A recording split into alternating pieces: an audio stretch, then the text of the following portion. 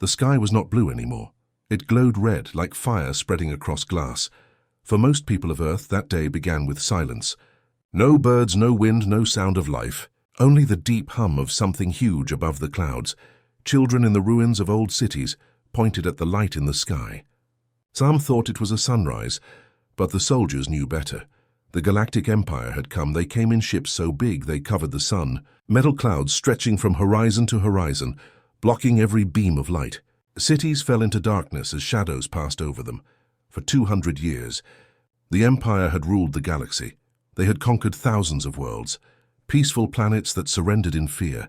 Every race obeyed them. Every city kneeled, but not this one, not Earth. When the empire found the small blue planet at the edge of the galaxy, they laughed. Humans were weak, primitive, emotional. Their weapons were old, their numbers small. The empire expected an easy victory, then one more planet to add to their long list of slaves. But humans were not. Like the others, they did not beg, they did not kneel, they fought. The first invasion fleet arrived with 30,000 soldiers.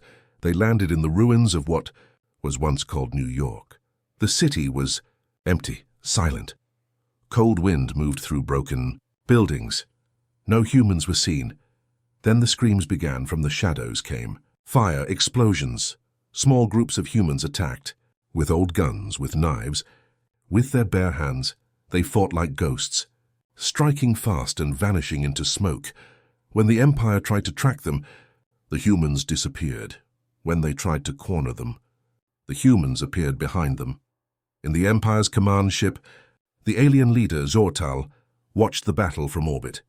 At first, he was calm. "This is normal," he told his officers.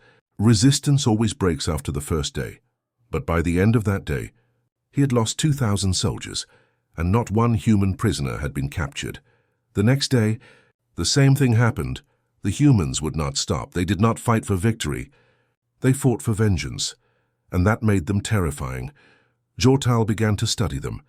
He watched recordings of humans running into fire, smiling as they died.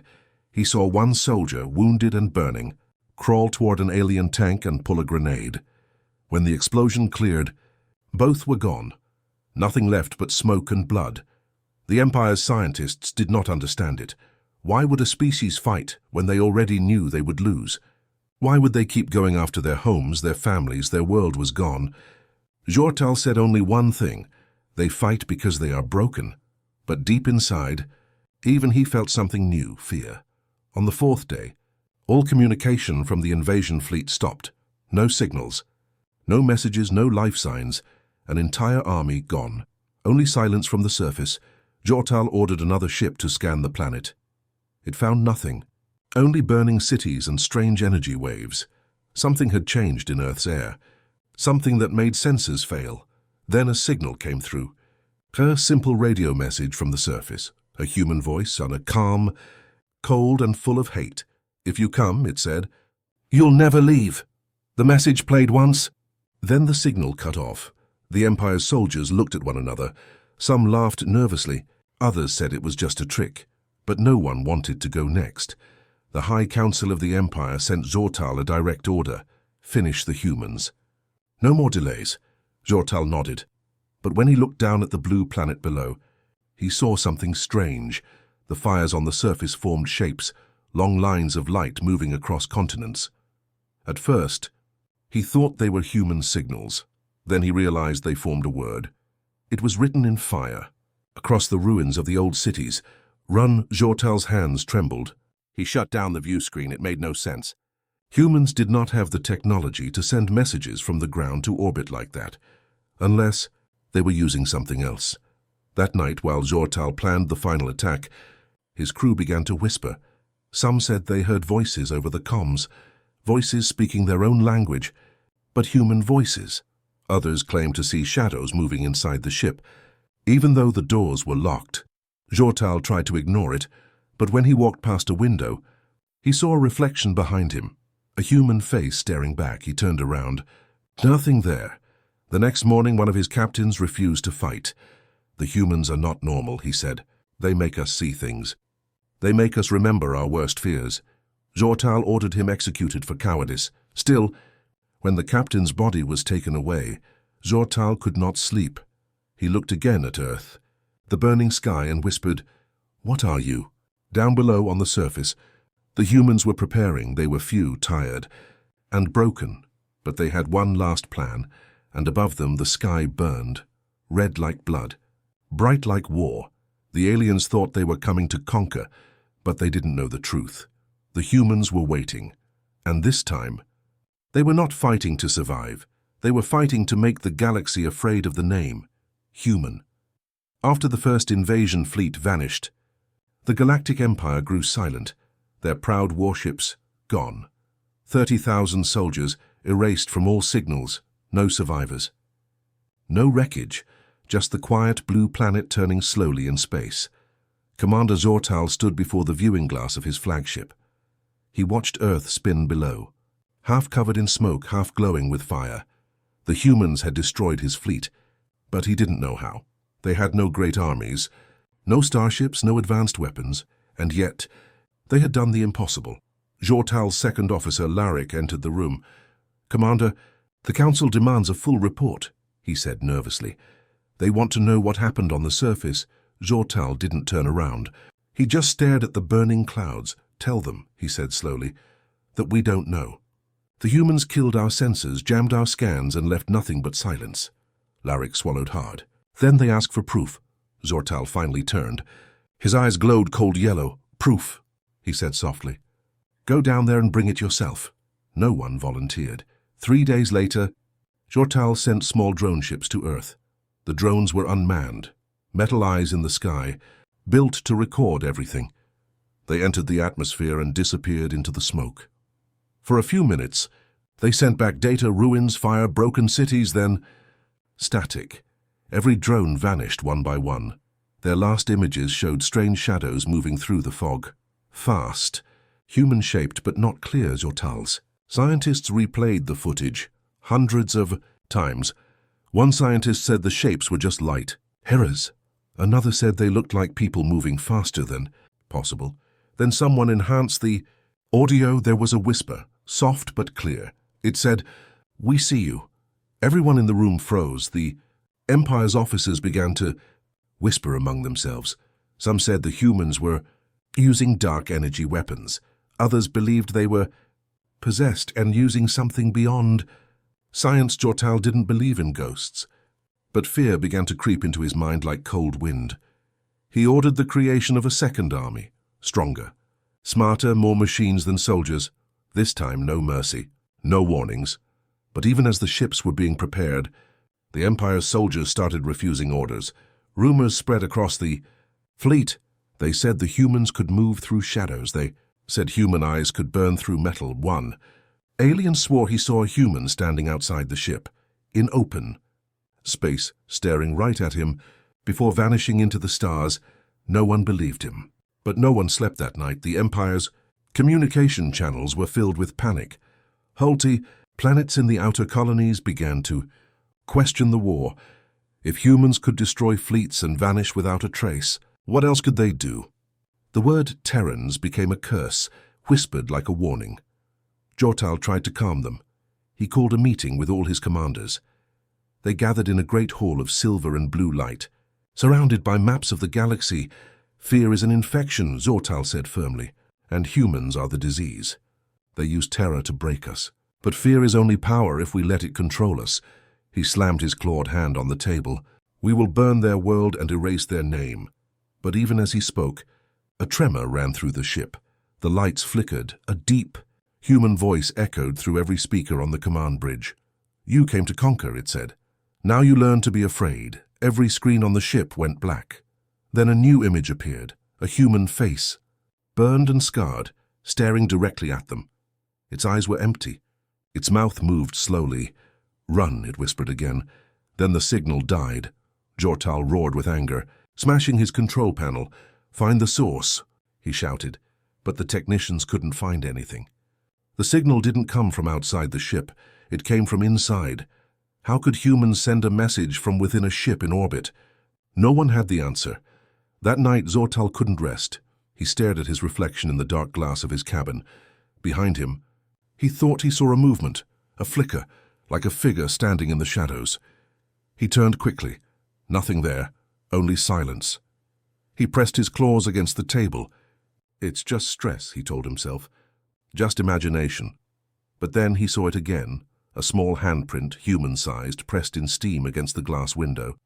It slowly faded away. Jortal stepped back, his heartbeat loud in his ears. Something deep inside him whispered the truth. The humans were no longer just on the planet. They were inside his mind. The next morning, one of the Empire's ships tried to leave orbit without orders. It fired engines, turning away from Earth. When Zortal demanded an explanation, the captain's voice came through trembling. "They're in our systems," the captain said. "They're watching us through the lights. We have to get away." Then static. A bright flash filled the view screen. The ship exploded. No warning. No reason. The silence that followed was worse than the noise. Jortal looked down at the blue planet once more. It glowed in the dark, calm, deadly, waiting. He whispered softly, "What are you, humans? How did you do this?" No one answered, but deep below the clouds in the ruins of New London, a radio crackled. A human voice said quietly, "They're afraid now." Just as planned. The world was burning, but humans were still alive. Hidden deep under the broken streets of New London, the last survivors gathered. Their city was nothing but ashes and broken glass. Yet hope still flickered in their eyes. At the center of an underground command room, a man stood tall despite the dust and exhaustion. His name was Captain Elias Ward, a soldier who had lost everything except his will to fight. The ceiling shook as explosions echoed. Above, old monitors flashed red warnings. But Elias didn't move. His calm voice cut through the chaos. "They think we're finished," he said. "Let's prove them wrong." Around him stood fewer than 100 men and women, soldiers, engineers, scientists, and even children who refused to leave. Each one wore a small patch on their arm with one word written in black ink: human.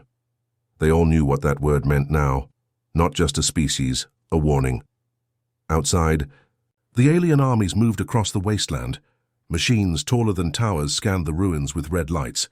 They searched for human heat signatures, for signs of life. But what they found instead was confusion. Every time they approached a signal, it disappeared. Every time they fired their plasma cannons, the targets vanished like smoke. In their control ships, alien officers grew restless. "Why can't we locate them?" one shouted.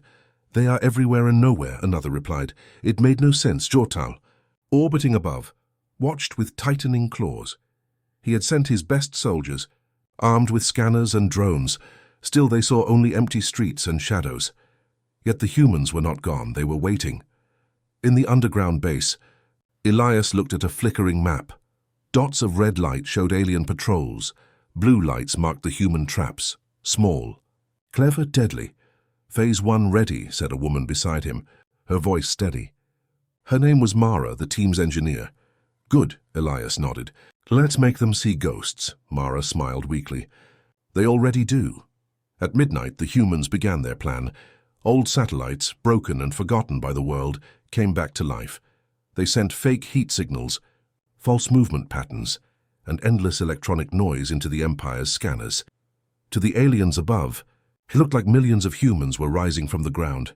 Entire armies seemed to move through the ruins. The Empire panicked. "Multiple human forces detected," shouted an officer on Zortal's bridge. "Where?" "Everywhere." Zortal stared at the hologram. Thousands of red dots covered the planet. It was impossible. There couldn't be that many survivors. "Fire on all coordinates," he ordered. The sky lit up. Beams of blue energy rained down, destroying empty ruins, abandoned cars, and empty fields. But no humans died, because none were there. Elias watched from his bunker as the blasts shook the earth. Dust fell from the ceiling. But he smiled. "They're wasting power," he said quietly. "Let them burn ghosts." Hours passed. When the alien ships stopped firing, the world was silent again. Only smoke and ash moved in the wind. Then the humans struck back. Small drones, built from scavenged Empire tech, flew from the ruins. They carried simple explosives, guided by human hands. One by one they crashed into alien machines, turning the night into fire. Alien soldiers shouted, confused and blind, "Where are they?" But all they saw were shadows, fast, silent, unstoppable.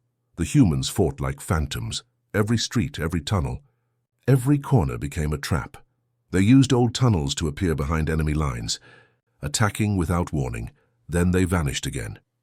In the command ship above, Jortal slammed his fists on the table. "Enough!" he shouted. "Find their base." His scientists worked day and night, trying to locate the signal source. Finally, one of them found something strange. "Commander," the scientist said, his voice shaking, "they're signals. They're not coming from machines." "What do you mean?" "They're biological. Coming from human minds." Jortal froze. Impossible. But the readings didn't lie. The humans were somehow projecting false images, not through machines, but through thought. Their fear, rage, and memories had become a weapon. Back on Earth, Elias and his people prepared for the final push. They knew the Empire would eventually find them. They had no escape ships, no backup plan. Elias looked at his people, dirty, hungry, but unbroken. "This is our last stand," he said softly. "No one out there will remember our names, but they will remember what we did. They will remember what humans can do when they are cornered." He placed his hand on the console and whispered, "Activate Project Echo." Mara hesitated. "Once we start it, it won't stop." "I know," Elias said. "Let it begin." She pressed the button. The ground trembled, a deep hum filled the tunnels. All across the planet, strange waves of energy spread through the ruins. Above, alien ships began losing control. Their systems glitched. Lights flickered.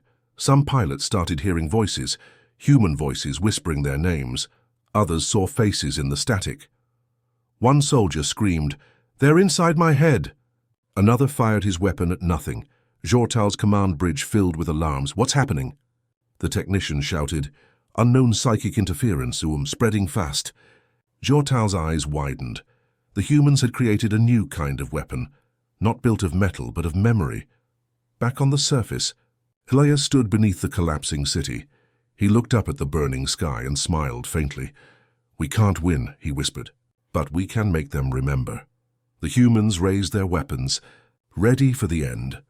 The lights flickered red across the underground tunnels, and above them, the Empire began to scream. It was no longer just a battle. It was a nightmare, one the aliens would never forget.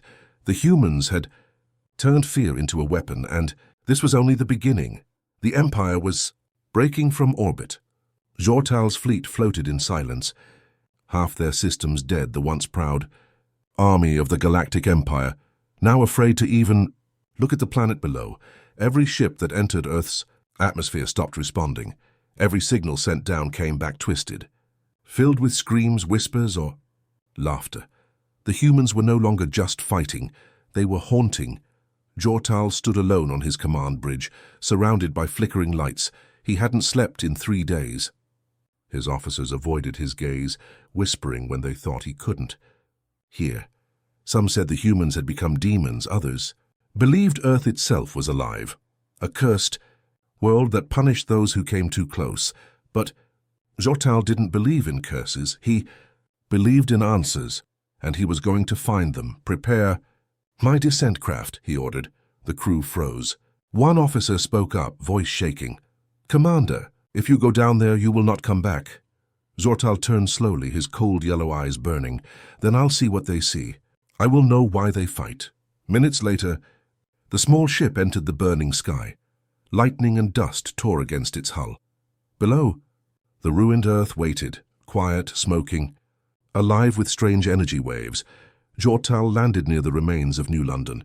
The air was thick and hot. The ground pulsed faintly, like a living heartbeat. He stepped out, gripping his plasma rifle tight. For a long time, there was only wind, then a voice. "You shouldn't have come." "Commander." Jortal spun around. Out of the smoke walked a tall human in tattered armor, his face marked with dirt and blood, his eyes glowing faint blue in the dark. "Captain Elias Ward."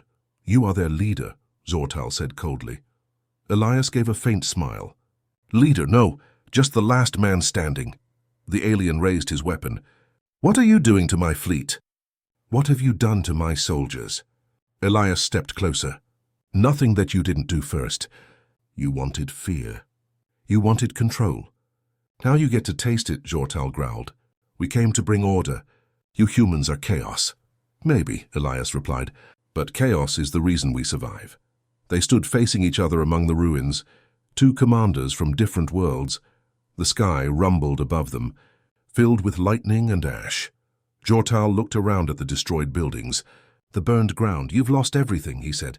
Why keep fighting? What is there left to protect? Elias's eyes hardened. You still don't understand, do you? We don't fight because we think we'll win. We fight because we refuse to kneel. Jortal lowered his weapon slightly. He had faced countless enemies across the stars. None spoke like this. Every other species begged. But this one, this human, spoke as if pain was power. Elias stepped closer. You think we're weak because we bleed. Because we break. But that's what makes us dangerous, he touched his chest. Every scar, every loss, every nightmare, we carry them inside. And when we fight, we don't fight alone. We fight with every memory of what was taken from us. Jortal hesitated. Then what is this weapon? The one that attacks our minds? Elias's voice grew calm. It's not a weapon. It's us, Jortal frowned. Explain. Elias walked to a nearby wall and once part of a skyscraper, now covered in strange glowing symbols. He touched the wall and it pulsed faintly with light. This planet remembers, he said. Every scream, every tear, every fallen human. Our scientists built a machine that connects pain into energy, thought into signal, fear into power. Jortal's eyes widened. You turned emotion into a weapon. Elias nodded. We gave the planet our memories. Now Earth itself fights for us. The aliens' claws tightened. You're monsters. Elias smiled sadly. No, you made us this way. The wind roared. Around them the air shimmered. Jortal suddenly heard whispers, human voices calling his name. He turned and saw faces in the smoke. Men, women, children, reaching out with eyes full of sorrow. He stumbled back. What is this? Elias's voice echoed like thunder. This is what you created. The echo of every soul your empire burned. The visions grew stronger. Jortal saw his own soldiers dying, begging for help. He saw planets he had destroyed, cities turned to dust. He fell to his knees, screaming, "Stop it!" He begged, "Please!" Elias stepped closer. You wanted to know what humans are? We are the sum of everything we've survived. You feel it now, the pain, the rage, the love we've lost. That's what you feared all along. Jortal dropped his weapon. His mind filled with endless voices, billions of them. He saw Earth not as a planet, but as a living memory, a world built on heartbreak and hope. And in that moment, he finally understood why the humans could not be broken. They didn't fight with guns. They fought with their souls. The storm above grew stronger. Lightning crashed through the clouds as the ground shook beneath them. Jortal looked up, his voice trembling. You'll destroy yourselves. Elias stared at the burning sky. Maybe, but we'll take you with us. He reached out and pressed a small device on his wrist. A deep hum filled the air, the final stage of Project Echo. The psychic energy began to surge upward, tearing through the clouds and striking the Empire's fleet. Jortal screamed as his ship above erupted into fire. One by one, the Empire's warships fell from orbit, crashing into the oceans and mountains below. Elias closed his eyes. Now they'll remember, he whispered. When the light faded, Jortal lay on the ground, barely breathing. The human was gone. Only ashes and echoes remained. Above him, the sky cleared for the first time in months. Blue light touched the horizon, and through the quiet, he heard a single human voice, the calm and distant. This is who we are, we are. Fear, we are hope, we are human. Jortal covered his face and wept. He finally understood the truth. The most terrifying thing in the galaxy wasn't the human weapon. It was the human violence. For the first time in months, the sky over Earth was quiet. No explosions, no ships, no fire. Only the slow wind moving through the ashes of cities that once lived, loved and fought, where there had been fleets of the Galactic Empire. Now there was only debris, metal skeletons of warships falling into the ocean, breaking the waves with thunder. The invasion was over. The humans had won, in their own terrifying way. In orbit, only one Empire ship remained, the shattered flagship of Commander Jortal. Its lights flickered weakly. Half the crew was gone. The rest sat in silence, afraid even to speak. Jortal stood at the main window, staring down at the planet that had destroyed his army. His body shook, his armor cracked, his eyes hollow. He had seen things no living mind was built to see. Ghosts, voices, memories that weren't his. The faces of humans still haunted him whenever he closed his eyes. He whispered to himself, "How can something so small be so powerful?" A young alien officer approached carefully. "Commander, what are your orders?" Jortal turned slowly, his voice low and tired. "Orders? There are none." "We leave now. This planet is forbidden." The officer hesitated. "Should we report it to the High Council?" Jortal looked back at Earth. "Tell them nothing," he said. "If they are wise, they will never come here." Down on the surface, the survivors of humanity rose from the ruins. They were few, barely 1,000 scattered across the world, but they were alive. The psychic storms had stopped. The air was still heavy, but the strange hum was fading.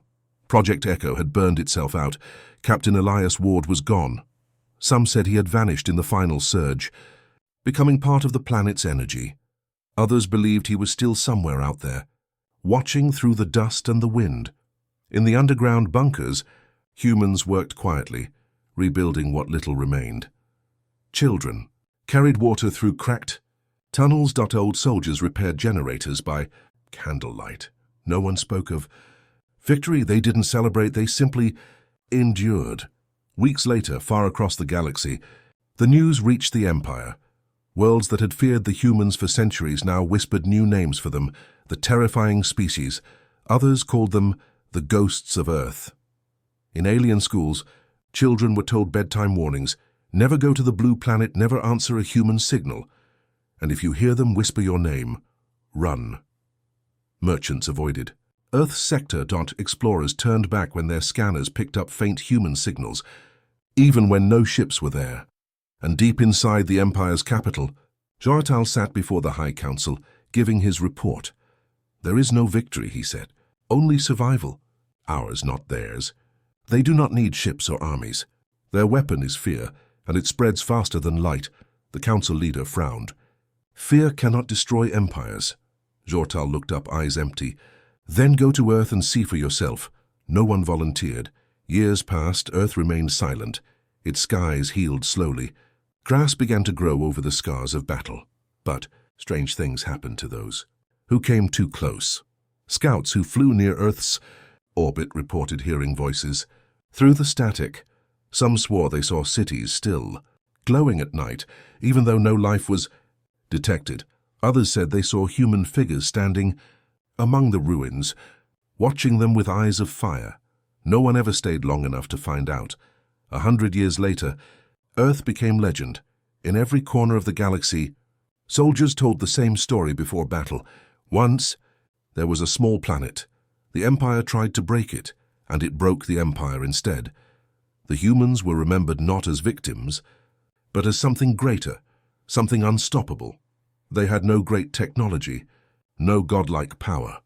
They only had one thing the Empire could never understand: the courage to fight back, even when all hope was gone.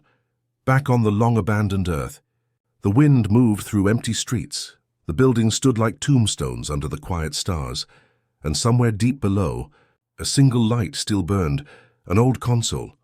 Powered by fading energy, a message blinked on its cracked screen. Transmission ready. The console waited. Then played the final recording of Captain Elias Ward. His voice was tired but calm, steady like stone. "If you're hearing this, then we're gone. But know this, we never gave up. We never knelt. You can burn our cities, erase our names, and break our bodies, but you will never destroy what makes us human. Remember that." The message ended. The screen went dark. Outside, the night sky shimmered with the light of distant stars, and for a brief second, one of them seemed to blink. Some said it was a reflection. Others said it was a signal. Maybe the humans were still out there. Maybe they had become something more, part of the very universe they fought to protect. Whatever the truth, one thing was certain: no empire, no species, no god would ever forget the name of the planet that dared to fight back. Earth, home of the terrifying humans,